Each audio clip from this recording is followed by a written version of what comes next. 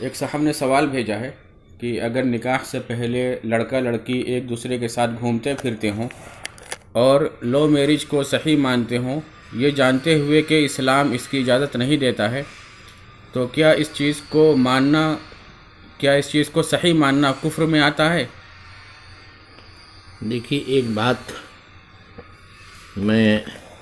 لڑکوں اور لڑکیوں سے اور ان کے سرپرستوں سے، ذمہ داروں سے خاص طور سے یہ کہنا چاہتا ہوں کہ جب تک کسی لڑکی کی کسی لڑکے سے باقاعدہ عقد نکاح نہ ہو جائے، بھلے ہی منگنی ہو گئی ہو، اس وقت تک یہ دونوں ایک دوسرے کے لیے شرعاً اجنبی مانے جاتے ہیں۔ یعنی ان کا تنہائی میں ملنا، بیٹھنا، ایک ساتھ جا کے گھومنا، ٹہلنا، چائے پینا اور چوپاٹی پہ ٹہلنا، یہ سب چیزیں ناجائز ہیں۔ یہ اجنبیہ کے ساتھ خلوت جو حرام ہے، وہ اس کے اندر یہ آتا ہے، اور اس کا انجام کبھی کبھی بہت برا ہوتا ہے۔ اس کا انجام برا اس طرح سے ہوتا ہے کہ یہ لڑکا اس لڑکی کے ساتھ تنہائی میں گھومنے گیا، کہیں تنہائی میں، چاہے ہوٹل میں کمرہ لے کے چلے جاتے ہیں یا اور کہیں، اور پھر وہ زناکاری کر ڈالتے ہیں، اور زناکاری کے بعد میں کبھی کبھی لڑکی کو حمل بھی ہو جاتا ہے۔ تو اس سے پہلے کی جو شرعی قباحتیں تھیں وہ تو تھا ہی، اب حمل ہو گیا تو بہت مرتبہ ایسا دیکھا گیا ہے کہ لڑکا اس لڑکی پر دوسرے کے ساتھ زنا کا الزام لگا کر کے اس کو چھوڑ دیتا ہے، تو کہتا ہے نہیں، میں اب اس سے شادی نہیں کروں گا۔ تو اس لڑکی کی زندگی ہمیشہ ہمیشہ کے لیے تباہ ہو جاتی ہے، کیونکہ اب جب ظاہر ہے کہ حمل ہو گیا ہے تو کسی نہ کسی طرح لوگوں کو کچھ نہ کچھ تو معلوم ہو جائے گا۔ اب اگر لوگوں میں یہ بات عام ہو گئی کہ اس نے کسی کے ساتھ زنا کیا ہے اور اس سے حاملہ ہے، تو جو ہے پھر اس کی شادی بہت مشکل ہو جائے گی۔ اور چونکہ پہلے لڑکے نے جس سے اس کی منگنی ہوئی تھی، یا ویسے ہی لو کے حساب سے گھوم رہے تھے، تو اس نے بھی چھوڑ دیا اور وہ بات بھی لوگوں میں معروف ہو گئی، تو یہ لڑکی تباہ ہو جاتی ہے۔ تو اس میں اگر لڑکی کے گھر والوں کو معلوم ہے، اس کے باوجود بھی ڈھیل دیتے ہیں، تو یہ دیوس ہیں، اور دیوسوں کا جو کے سلسلے میں جو وعید ہے وہ ان کے اوپر منطبق ہوتی ہے۔ ایسے لڑکے کے گھر والوں کو بھی معلوم ہے اور پھر بھی وہ منع نہیں کرتے، نہیں روکتے لڑکے کو کہ ہمارے لڑکے کا کیا بگڑے گا، جس کی لڑکی خراب ہوگی وہ خراب ہوگی، تو تمہارا لڑکا بھی خراب ہو رہا ہے، اور گنہگار تو ہوگا ہی، زانی تو مانا ہی جائے گا۔ تو اس اعتبار سے لڑکے کے گھر والے بھی اگر منع نہیں کرتے ہیں تو وہ بھی گنہگار ہوں گے، وہ بھی دیوس مانے جائیں گے۔ اس وجہ سے جب تک عقد نکاح نہ ہو جائے، اس وقت تک کسی لڑکی کا کسی لڑکے کے ساتھ جو ہے گھومنا پھرنا ٹہلنا جائز نہیں ہے۔ ایک بات تو یہ ہو گئی۔ کہاں ہے دوسرے سوال؟ اس میں اور کہاں کیا ہے؟ اس میں اور تھا لو میرج کا، اس میں کوئی سوال تھا۔ اور لو میرج کو صحیح مانتے ہیں؟ تو لو میرج کو صحیح مانتے ہیں۔ لو کے معنی ہوتا ہے عشق محبت، اور میرج کے معنی ہوتے ہیں شادی، یعنی وہ شادی جو عشق محبت کی بنیاد پر ہو۔ دیکھو، کبھی کبھی ایسا ہوتا ہے کہ کوئی لڑکا کسی لڑکے کو یا کوئی لڑکی کسی لڑکی کو پسند کرتی ہے، صرف ایسے کہ اس کے خالہ کی لڑکی ہے، آنا جانا رہا ہے، گھر میں بچپن سے دیکھا ہے، یا چچا کی لڑکی ہے یا پھوپھی کی لڑکی ہے، تو آپس میں ایک دوسرے سے ہے، اس کو اچھا لگا کہ یہ لڑکی بہت اچھی ہے ہمارے حساب سے، تو اس کی بنیاد پر اس نے اپنے والد کے ذریعے سے، والدہ کے ذریعے سے، کسی کے ذریعے سے پیغام بھیج کر کے اور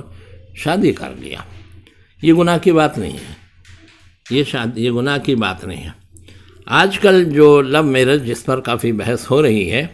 اور جس پر یو پی گورنمنٹ اور یہ لوگ پابندی لگانے کی بات کرتے ہیں، تو اصل میں ہے کیا کہ کالجوں اور یونیورسٹیوں میں پڑھنے والے لڑکے اور لڑکیاں وہ کبھی کبھی دوسرے مذہب کے ہیں جیسے لڑکی مان لو کہ ہندو ہے اور لڑکا مسلمان ہے، اور دونوں نے لو کیا، یعنی ایک دوسرے سے پیار اور عشق کیا، اور پھر اس کی بنیاد پر جا کے کورٹ میرج کر لیا، اور پھر دونوں ساتھ میں رہنے گے۔ تو اگر لڑکا جو ہے وہ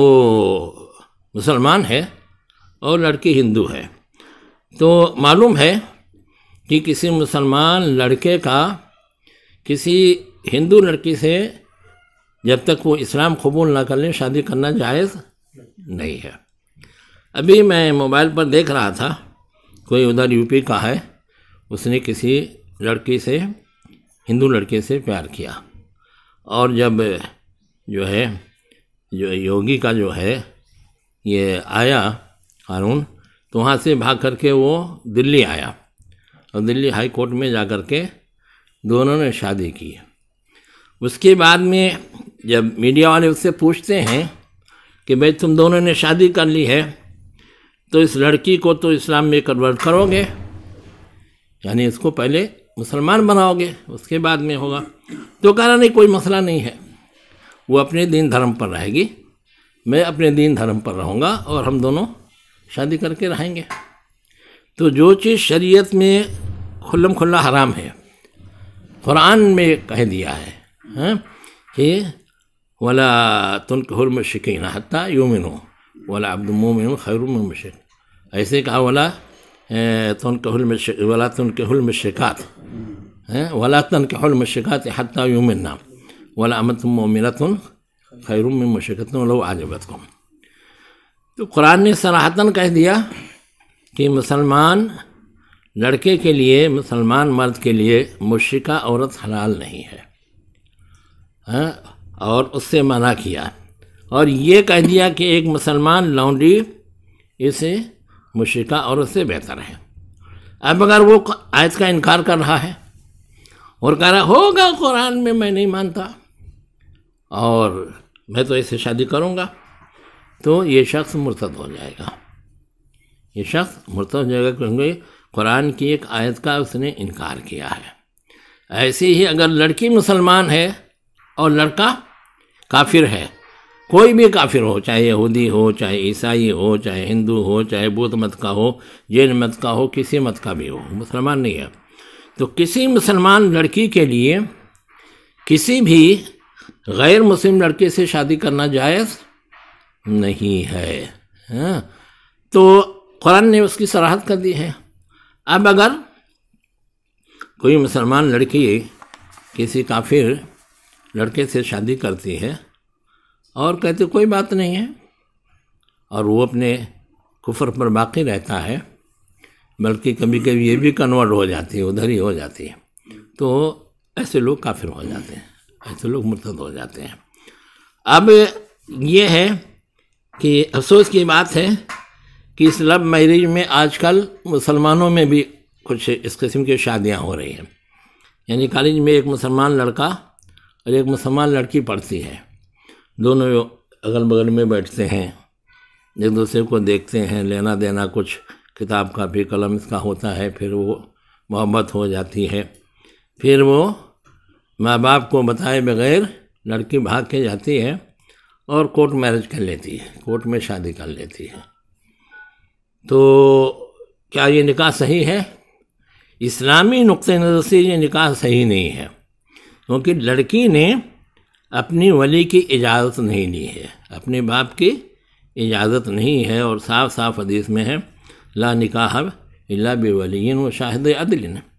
بغیر ولی کے اور بغیر دو گواہوں کے شادی نہیں ہوتی ہے۔ تو یہ کورٹ میں کبھی کبھی جو ہے گواہ بنا لیتے ہیں، کس کو گواہ بناتے ہیں؟ کبھی کوئی ہندو گواہ رہتا ہے، کبھی کوئی فاسق قسم کا آدمی گواہ رہتا ہے، پتہ نہیں ان کے بارے میں کچھ پتہ نہیں رہتا، تو ایسے لوگوں کی گواہی کا اعتبار نہیں ہے۔ کورٹ کے اندر شادی صرف اس صورت میں جائز ہوتی ہے جب دونوں اسلامی نقطہ نظر سے اگر شادی کرتے ہیں تو دنگا فساد کا وہ ہوتا ہے، تو جاؤ پہلے کورٹ میں کر لو،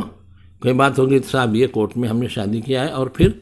جو ہے شرعی طور سے شادی کر لو تو اس کی گنجائش ہوتی ہے۔ تو آج کل یہ بھی چل رہا ہے۔ افسوس کی بات ہے کہ دینی تعلیم کے لیے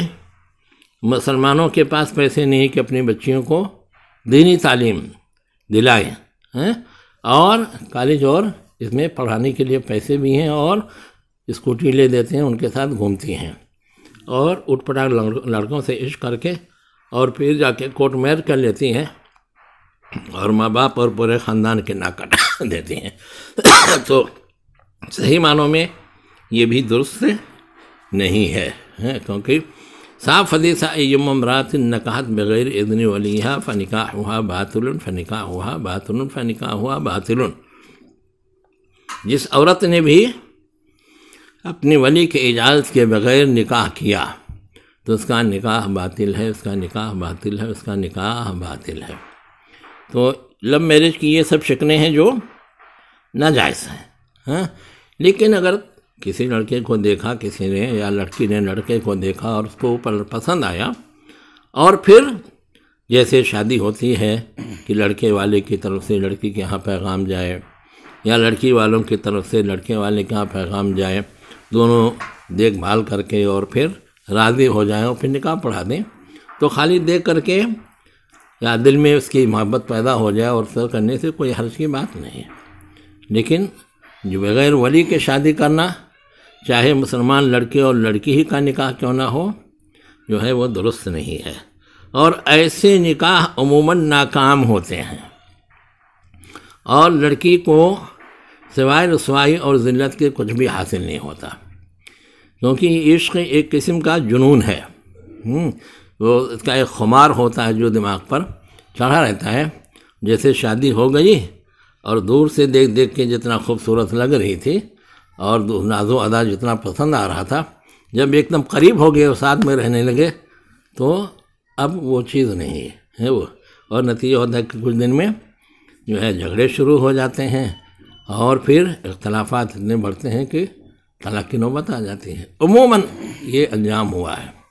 اور جو مسلمان لڑکیاں غیر مسلموں سے شادی کرتے ہیں ان کا انجام تو بہت ہی برا ہوتا ہے۔ جہنم تو ملی ان کو،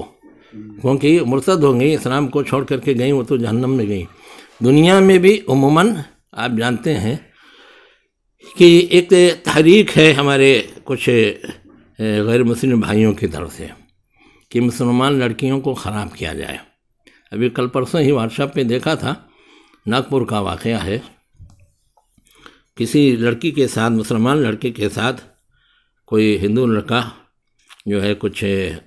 تعلقات رکھتا تھا، پیسے لینا دینا، یہ وہ لینا دینا ہوتا تھا،